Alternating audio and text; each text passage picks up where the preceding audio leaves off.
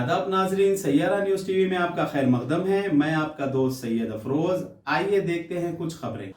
तो मैं एक बात आपके सामने कहना चाहता हूँ। जिस तरह वक्फ अमेंडमेंट बिल के ताल्लुक से एक माहौल बन रहा था कि मुसलमानों में एक शऊर बेदार हो रहा था, समझ रहे थे कि ये वक्फ, पहले तो ये मामला था कि औकाफ अगर कहते तो दिमागों में ये था कि ये हुकूमत का मामला है, हमारा इससे क्या लेना देना।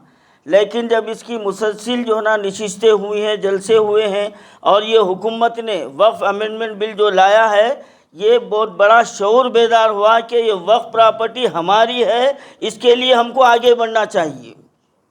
तो ये एक माहौल बन रहा था।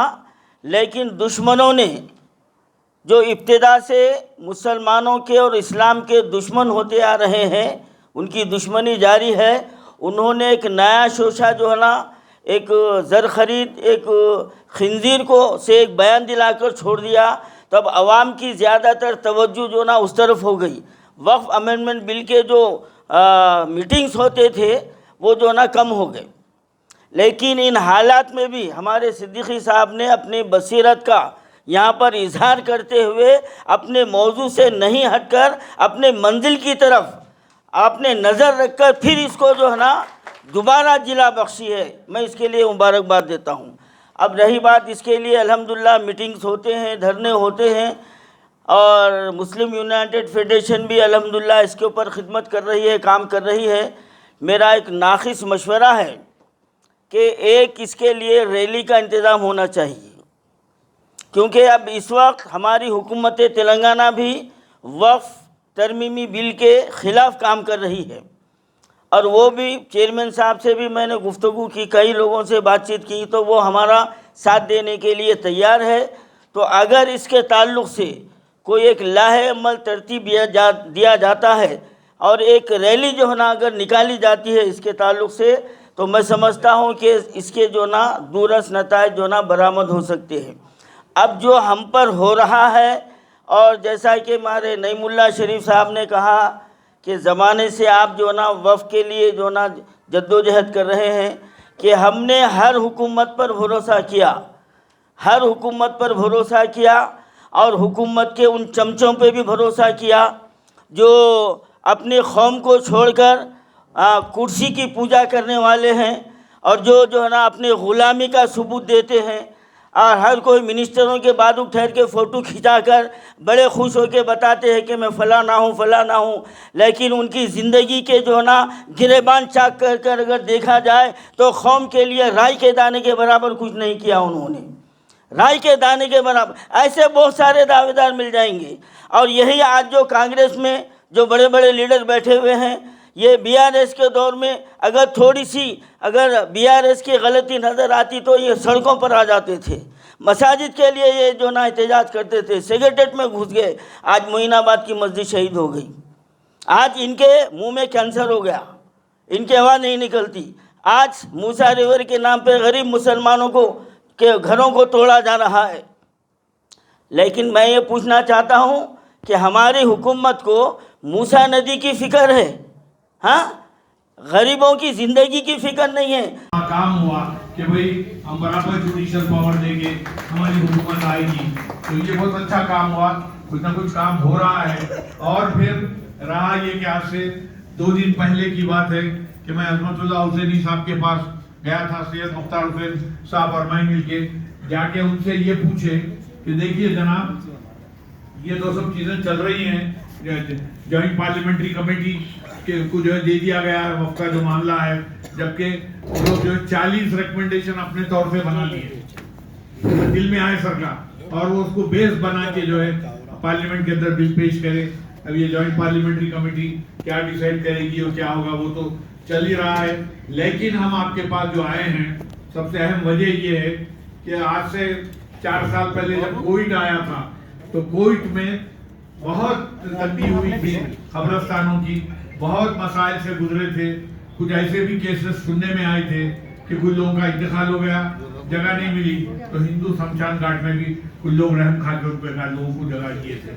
फिर एक जगह ऐसा भी सुनने में आया था कि मुसलमानों के लिए बहुत सी सियासी ताकतें थी, तो अभी आपको कहा गया ये लोग जो है सिर्फ नाम लेवा लोग हैं, तो उनके हालात क्या है, उनके तमाम चीज़ें जो है ना लोगों के सामने आएंगी तो जब पता चलेगा समझिए। खैर वो बात छोड़ दीजिए। अब हम जो है ना उसके बावजूद भी, चूँकि एक मरतबा प्रपोजल आया रिजेक्ट हो गया, मगर उसके बावजूद भी चूँकि ये हुकूमत वादा करे कि हम जो है ना इसको जैसा हिंदू एंडोमेंट्स एक्ट के जो ये है वो तर्ज के ऊपर हम इसको बनाएंगे, तो क्या हुआ? तो इनसे हम जो है ना एक मरतबा फिर डेलीगेशन एक मरतबा जाके सुधीर बाबू साहब से, आप हुकूमत बनाने से पहले तो वादे किए, हुकूमत बन गई तो आप क्या करें? और ये खबरस्तानों के मामले में मैं खुद देखा 2-3 जगह पे जब मैं इस तदफीन के लिए गया तो जहाँ पर दफन कर रहे थे 3 पहले से मरहूमीन मौजूद है, ये 4th शख्स को जो ना वहाँ पर दफनाया जाए, चूँकि जगह ही नहीं है, क्या करेंगे? एक खबर में 3-3, 4-4, तो ये बहुत बड़ा मसला है। इसके मामले में भी जो ना अगर हुकूमत के पास यूँ तो बहुत सारी ज़मीन है, जगह है, चाहे तो दे सकते हैं। जैसे आपने जाके अपने वक्फ बोर्ड चेयरमैन से बात की तो उन्होंने कुछ क्या तय खुद दिए, और इस पर कि सत्ता अमल आवरी होती है वो अलग बात है, मगर जब तक हम उसके लिए बार बार जो है ना जोर नहीं डालेंगे और उसके लिए रिप्रेजेंटेशन नहीं करेंगे तो वो बात हवा में उड़ जाएगी। तो एक तरफ हमारे सामने जो ना 2024 का अमेंडमेंट एक्ट जिसके लिए तमाम पूरी उम्मत है ना इकट्ठी है, मगर उसके साथ साथ ज़्यादा से ज़्यादा और सेकुलर और डेमोक्रेटिक फोर्सेस को अपने साथ लेना, और यहाँ का जो मसले हैं तेलंगाना में, और उसके लिए हम जो है ना अपनी पूरी जितनी भी ताकत है उसको जो है ना इस्तेमाल करना है समझिए। तो हो सकता है जैसा आप सब लोग जानते हैं कि ये एनआरसी के टाइम पे हमने लोगों के दिलों में, जहन में एक किस्म का डर बिठाया, तब जाके लोग जो है रोड पे निकले। अभी कई लोगों को ये भी नहीं पता है कि वक्फ अमेंडमेंट बिल क्या है, वक्फ बोर्ड क्या है। इसलिए जब तक हम अवेयरनेस नहीं लाएंगे, हम पैम्फलेट्स और ऐसे प्रोग्राम्स नहीं करेंगे, और ना ही 4 दीवारी में बाहर, जैसे मेरे कई भाइयों ने बोला कि हमको इंदिरा पार्क पे करना चाहिए, धरना चौक पे करना चाहिए, अवेयरनेस लाना चाहिए लोगों में, क्योंकि ये लोग नहीं चाहते हैं कि मुसलमान हिंदुस्तान में रहें। इनका मुद्दा क्या है, इनका माइंडसेट क्या है? हिंदुत्व। ये हिंदुस्तान को हिंदू शहर बनाना चाहते हैं, हिंदू देश बनाना चाहते हैं। इनका कहना है जब पार्टीशन हुआ था, आजादी हुई थी, हमने 2 देश बांटे थे, एक पाकिस्तान जो मुसलमानों के लिए था, एक हिंदुस्तान जो हिंदुओं के लिए था। लेकिन जो मुसलमान हिंदुस्तान में रहे वो अपनी मर्जी से रहे, अपने दिल से रहे। और इन लोगों को बहुत तकलीफ होती है कि मुसलमान 5 वक्त यहाँ नमाज पढ़ता है, इसी धरती पे सर झुकाता है, तो कोई मुसलमान 6 वक्त इसी धरती पे सर झुकाता है। उसके बाद जब मुसलमान मरता है उसको इसी धरती में दफनाया जाता है, इसी मिट्टी में वो मिल जाता है। ये मुसलमान की वफादारी है। आप इंडिया गेट पे भी देख लीजिए, कई मुसलमानों के नाम लिखे हैं आजादी के इसमें। और ये लोग मरते हैं, इनको जलाया जाता है, इनकी अस्थियां गंगा में जाती है, गंगा से जाके वो चिनाब नदी में मिलती है पाकिस्तान में। हमको लोगों के बीच में ऐसा अवेयरनेस लाना है कि हमारे जो मरहूम दफनाए हुए हैं, या जितनी भी दरगाहें हैं, जितने भी कब्रिस्तान हैं, घर भी है बैठे हुए हैं। नहीं, ये बात बहुत जरूरी है कि कहीं हमारे मरहूमों को कब्रों से ना निकाला जाए। हमारे बच्चों के हम और हमारे बच्चे कल को हमारे ऊपर जहन्नुम की बद्दुआ करें कि आपको अगर पता थी कि ऐसे हुक्मरान हैं, ऐसे हुक्मरानों के खिलाफ आप आवाज क्यों नहीं उठाए। हमारे मरहूमों को निकाल के कब्रों से कहेंगे फेंक दो पाकिस्तान बॉर्डर पे, तब हम लोग क्या करेंगे? हम लोग 100 साल या 150 साल पहला रिकॉर्ड कहां से लाएंगे? Are we able to prove it? Prove कर सकेंगे हम 100 साल का रिकॉर्ड कागज किसी जमीन का, किसी दरगाह का, किसी कब्रिस्तान का? It's not possible. और ये लोग किसी भी हद तक जा सकते हैं। जब तक हम अवेयरनेस नहीं लाएंगे, हम पैम्पलेट्स नहीं छपवाएंगे, हम घर घर नहीं बंटवाएंगे, किसी ना किसी को इनिशिएटिव लेना है, but not in the 4 walls. 4 दीवार के अंदर ये काम नहीं होगा। सोशल मीडिया पे कितना शेयर होगा, प्रिंट मीडिया में कितना शेयर होगा, नहीं बोल सकते। जब तक 4 दीवार के बाहर ये सब नहीं होगा, तब तक पब्लिक में अवेयरनेस नहीं होगी। और अवेयरनेस लाना, अवाम को जो है आगाह करना बहुत जरूरी है। का एक ही मतलब है, जो वक्त प्रॉपर्टी के 77,000 एकड़ जमीन जो है, जो हुकूमत तेलंगाना बताई, उसके ऊपर ऐसे माफिया लैंड ग्राबरों ने कब्जा कर चुका है।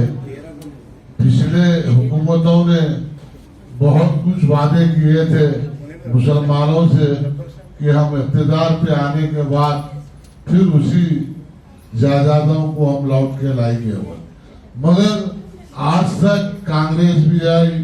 अभी पिछले कांग्रेस के लिए रविंद्र रेड्डी साहब ने चीफ मिनिस्टर बहुत सारे वादे कर मुसलमानों का वोट बैंक बनाकर वोट ले लिया। हमको इस बात का आज अफसोस ये है, जो सेंट्रल गवर्नमेंट ने वक्त के ताल्लुक से जो बिल लाना चाही, उनका प्लान जो है, आज सबसे ज्यादा हिंदुस्तान के अंदर जमीन है तो यूपी और तेलंगाना में है। उसके अंदर हिंदू भाई भी कब्जे पे है, जो 10 साल से उस जमीन पे कब्जे पे है, तो उसको अलॉटमेंट करते बोल के इनकी पॉलिसी है। मैं ये बताना चाहता हूँ, ये वक्त प्रॉपर्टी किसी के बाप की जागीर नहीं है। तो एमआईएम पार्टी रोके रही, क्योंकि वक्फ बोर्ड के अंदर एमआईएम का कब्जा है। एक उनका एमएलए रहता, उनका एमपी रहता और उनका एक ब्रोकर भी रहता। तो वो लोग हमेशा वक्फ बोर्ड पे काबिज है, तो वो लोग नहीं चाहते कि वहाँ पर कभी कमिश्नरेट बने। अगर हमको कमिश्नरेट बनाना है, औकाफ की जायदाद को बचाना है, तो पहले डाकुओं को वहाँ से हटाने के लिए कोशिश करना। खुल के बात करो आप लोग कि अगर वाकई हमारे को हक है, औकाफ की जायदाद हमारे को बचाना है, हम उसकी जिम्मेदारी लेना चाह रहे हैं, तो ऐसे डाकुओं से हम लड़ना सीखो। जब तक ये लोगों से हम औकाफ बहुत को बचेंगे, जब तक ऐसे औकाफ की जायदाद नहीं बचेंगी। औकाफ की जायदाद के ऊपर जितने भी काबिज है, सब तकरीबन सियासी पार्टी के लीडर थे। कांग्रेस के भी है, उसमें पीडीपी के भी है, बीआरएस के भी है, एमआईएम के भी है। तो ये पॉलिटिशियन जो अपनी चाल करते हैं, हम उससे लड़ना सीखना अब हमारे को जरूरी है। अब हम पब्लिक में बोल के क्या करना, पब्लिक क्या कब्जा करेंगे औकाफ की जायदाद? आप पब्लिक को बोलो फिर के सामने बैठ जाएगी। अगर हमको वाकई अगर लेना है, तो इन लोग के खिलाफ में हमको तहरीक बनाना होगा और इन लोग के खिलाफ लड़ना पड़ेगा हम लोगों को। जब तक हम इन लोगों से नहीं लड़ेंगे, औकाफ की जायदाद बचने वाली नहीं है। अब तो मैं समझता हूँ, अब कानून भी ला लिया गवर्नमेंट, अमेंडमेंट बिल। अगर वो बिल आ जाता है तो आप औकाफ कुछ भी नहीं रहेगा, आपका तो खत्म हो जाएगा। क्योंकि अमेंडमेंट बिल 100% वो लोग लेकर आएंगे। कानून उनके हाथ में, जुडिशरी उनके हाथ में, और वो लोग जो भी मुस्लिम अगेंस्ट कानून है उसको पूरी ताकत के साथ लागू करते हैं। तो उसके लिए अब हमको तैयारी ये करना है, अगर अमेंडमेंट बिल इस मुल्क में लागू होता है तो एनआरसी के लिए हम जिस तरीके से लड़े हैं, उस तरीके से हर मुसलमान को अपनी फैमिली के साथ रोड पे आकर लड़ना है। शुक्रिया। तो जैसा कि आपने देखा नाजरीन, क्या हो रहा है देश और दुनिया में। इसी तरह के लेटेस्ट न्यूज़ देखने के लिए हमारे चैनल को लाइक करिए, शेयर करिए, सब्सक्राइब करिए और हमें दीजिए इजाज़त।